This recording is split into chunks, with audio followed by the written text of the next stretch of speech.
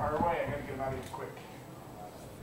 Coach, obviously you liked the turnovers and the production your defense got on Saturday. It's obviously pleasing to be able to set our offense up and score on defense, and that's a huge part of the game. We haven't been very effective this year, so hopefully they will continue to gain momentum.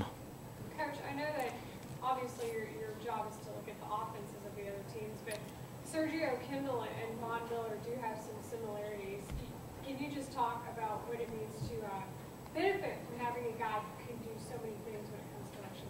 Well, Von Miller's an outstanding player, and he's an explosive guy on the edge. He's a guy that as an offensive coach, you have to, as you watch the film, you've got to make sure you account for him in protection in everything you do, because you don't want to create a bad matchup. And so, but he's an outstanding player. He plays with a great motor. That's something as a coach you appreciate, regardless of what jersey they're wearing.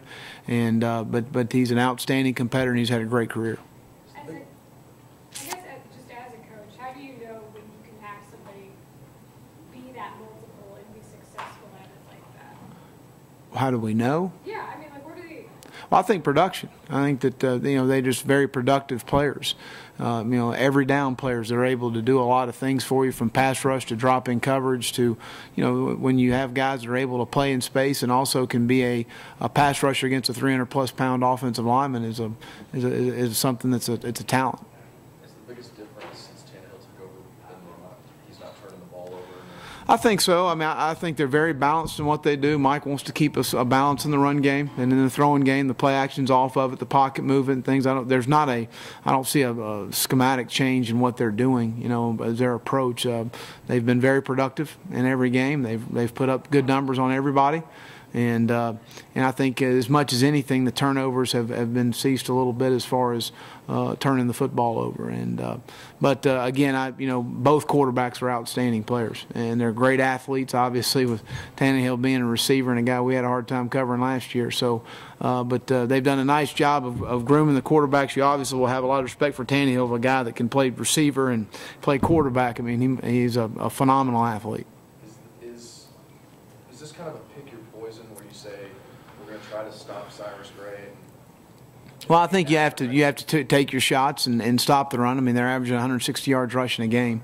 You can't let them control the sticks and stay ahead of the down and distance. You've got to be able to try and create some negative plays for yourself. But they got some good matchups outside. Jeff Fuller's an outstanding player. Ryan Swope's had a great year. So they've got some guys that certainly can stretch you vertically and make plays in space, and they do a nice job in their tempo of getting on the line of scrimmage and declaring a look and making you declare what you're doing. And so again, we got to do a nice job of mixing things up in the game and covering when we're called on to cover. When we get pressure, we need to get there and stay gap sound in what we're doing. Tannehill is their guy that you still have to be, I guess, aware of in preparation for Johnson? Well, again, I think they're very similar quarterbacks. I don't, they both have good arms. They both can make the field out and the different throws you see on tape. Both good athletes. Both can run. So I don't know where there's a whole lot of difference. Maybe arm strength a little bit with Johnson, but other than that, they're both outstanding players, and they've been very productive, and they're winning. Obviously, hard to put in 30 seconds or a minute, but can you just talk a little bit about Sam and how, after 4 years of being here, and the impact he's had on this program? Well, Sam's had an impact on everybody in the program, starting with the coaching staff and the players, and he's a great leader. He's an outstanding player. I think sometimes his off the field overshadows his on the field. He's a really good football player. I mean, he's got great change of direction, explosive power, convert speed to power in the rush. He can drop in coverage if he needs to. He can rush inside. He can really do a lot of things for you. But he's a great person. He's fun to be around. He learns well.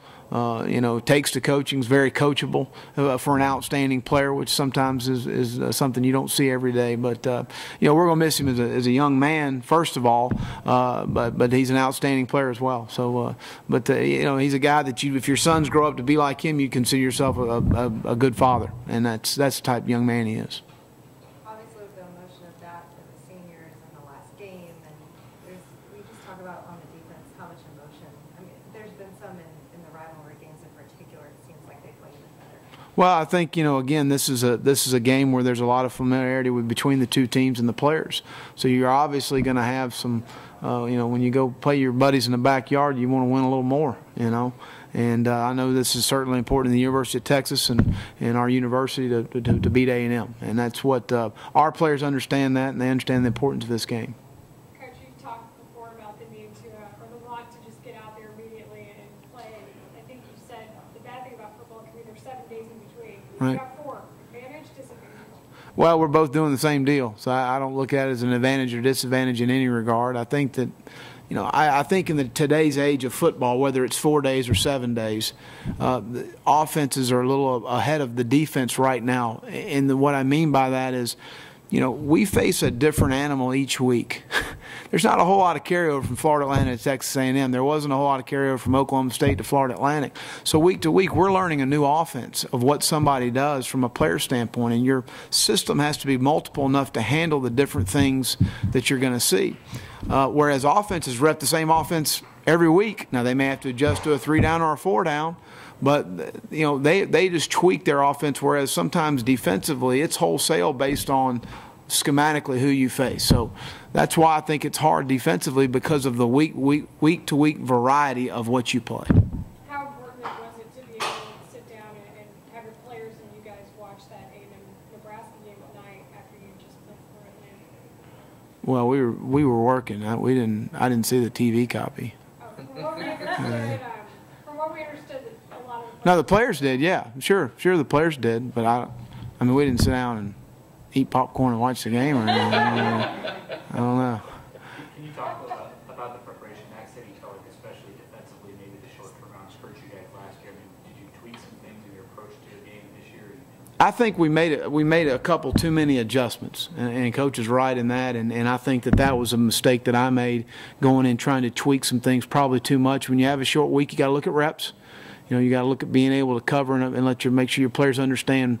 They got to play fast. And we start the game there on a 3rd down with a busted assignment. So those are things you can't have happen against a good offensive football team, and especially in a game like this. So you just got to make sure your guys are playing fast and physical and strong at the point of attack, and understanding what we're doing, how we're doing it, and give them enough curveballs to keep them a little off balance as well. But don't do so much your guys don't play well, and that's what happened. That was on me.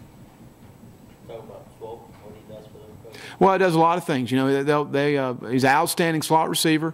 They'll reload motion and put him in the backfield and let him run the ball. But the thing I like about him, he's a competitor. I mean, he likes playing the game. I mean, that's one thing. You turn on the tape and you watch him, and even back when he was at Westlake, and he's a competitive guy that plays hard, plays gutty, goes across the middle, catches the ball, gets hit. He's a guy that's playing very well, leading them in receptions right now. Coach, were you able to get anything out of what Nebraska did to hold A&M to just 9 points, no touchdowns? Are you going to be able to take none? Well, there's some similarities with what we do a little bit, but again, it's every week's different. I mean, it's hard to compare. Well, this team did this, so you ought to be able to play really well versus this. I mean, everybody matches up a little bit differently, and there are some similarities with what we do defensively. But again, you look at the whole body of work in the breakdown, and really for their entire season, and that's what we've been looking at the last day or so. So we'll take some things, but we go back to the question before. You don't want to change and tweak it so much to where you're not playing fast, because you really are about 48 hours short of what you normally are from a preparation standpoint. All set? Thank y'all. Thanks, Coach. All righty.